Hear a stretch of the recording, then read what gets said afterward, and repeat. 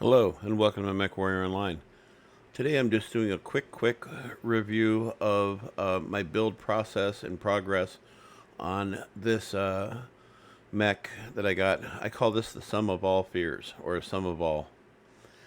And I think this is a really good mech and it's a really great build, and I actually enjoy driving this. This isn't going to be one of those reviews where I talk about how much I dislike something or hate it.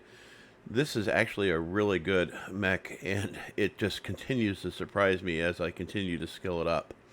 This is a heavy mech, and it has essentially 4 missile points and 2 energy points, and it really delivers really well. And let me show you what I'm talking about. So as you can see, I got 2 energy points, and I got 4 missile points, and there's also a ballistic point there, which you saw in the on the main page, but I don't use it.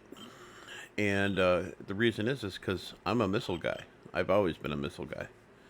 It took me a long time to figure that out, like 5 years, no kidding. But as I've been skilling this thing up, this thing has just got such amazing willpower and armor. I think this has more armor than any other mech in the battlefield, even a Fafnir. We'll see. But let's take a look at this thing a second. First of all, this is where I've got this set up. I'm running 4 LRM-10s with Artemis, and then 2 small X-Pulse lasers. I've got 6 tons of ammo. I've got the advanced sensor package, and 2 double heat sinks on board. The heat management is sitting at 1.36 right now, and I've been varying this back and forth, trying different things. And the firepower is 42, and that's actually really good because it's got a really quick return rate. And the speed is 61.6. I probably won't do much about that. And once again, when you look down in the quirks, yeah, the firepower is neat to look at. IS, SRM, velocity, whoop-de-doo. I don't use SRMs that often. Heat, minus 10%. Cooldown, minus 15%. Range, plus 10%. This is where the meat and potatoes gets really crazy. Center torso armor, plus 53%. Or plus 53 armor, I should say. And then base armor, left torso and right torso, is plus 46. Right arm and left arm is plus 27. Left leg and right leg is plus 31. Crit hit chance receiving minus 25%. I mean, have you ever seen numbers like this on any other mech? Plus 53 on the center torso? Seriously, that is a huge number. And that's why when you look at this thing here, you can see I'm going 333, which is what I typically do in most of my mechs, whether Interspear or Clan. And then the front is 126 armor. Oh my god, on a heavy mech. I mean, seriously, this is a big deal. I know I don't have this maxed out, and the reason is because if I kept switching the engine out, I'd go broke. Oh wait, I am broke. Look, I'm broke. Yeah, so I've tried different builds and different things, and I'm not upset about the speed of 61 kph. It would be nicer to go faster, maybe have a slightly bigger motor. But this is where I'm at. And this is how far I've gotten on the skill tree.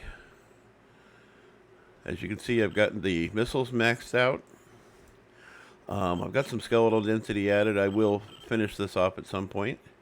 The armor hardening, I will add a little bit more reinforced casing, because why not? I definitely am going to need 2 of the overheat damage. I will probably max out range, which I usually do. I'm not too worried about heat, but I'll probably add at least 4 or 5 nodes to this. I will add velocity, because it really makes a difference. This will get cooldown. It already has heat containment. I'm going to skip going with seismic sensor on this because I have a tendency to move around quite a bit in this mech. But I will be going with radar deprivation and target decay. Even though it's got a really good target decay, I want more.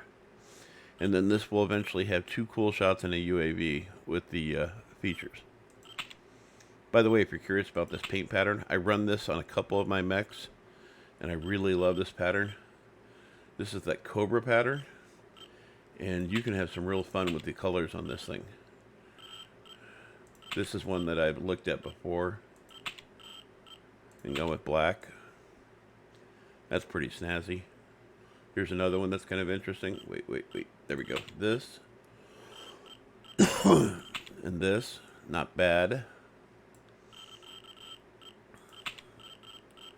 And this one actually kind of struck my eye. That really shows out there. And then do the center part here in black. Or just a dark color. The original OEM colors for this, I think, look like this. I'm not a big fan. So anyway, back to the house. Yeah, so this is a really fun build, and it just has so much armor. It allows you to linger on the battlefield really well. I'm not really happy about the location of the weapons, but it's just so mean. I can stand there and tank like I'm driving in an assault mech and still dish out the weapons damage. And I typically fire the missiles in a cycle rate, chain fire, but sometimes I will fire them in a group, all four of them at once, and that really does devastation when all four of those come in and hit, considering that the cooldown period for these is sitting at, cooldown. Yeah, it's sitting at 3.2. Yeah.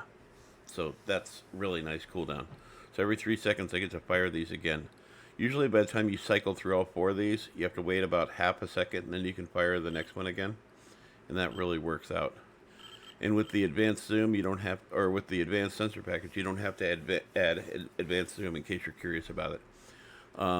Because this goes all the way out to 200, and then when you add advanced zoom, you waste that skill. You only get 60 more in the zoom, which is really just not worth it. Anyway, I hope you like this, and I hope you consider this build. I actually played with a player, and he was telling me about how amazing this thing was, and then I had him on the other team in the next match, and we kind of went after each other.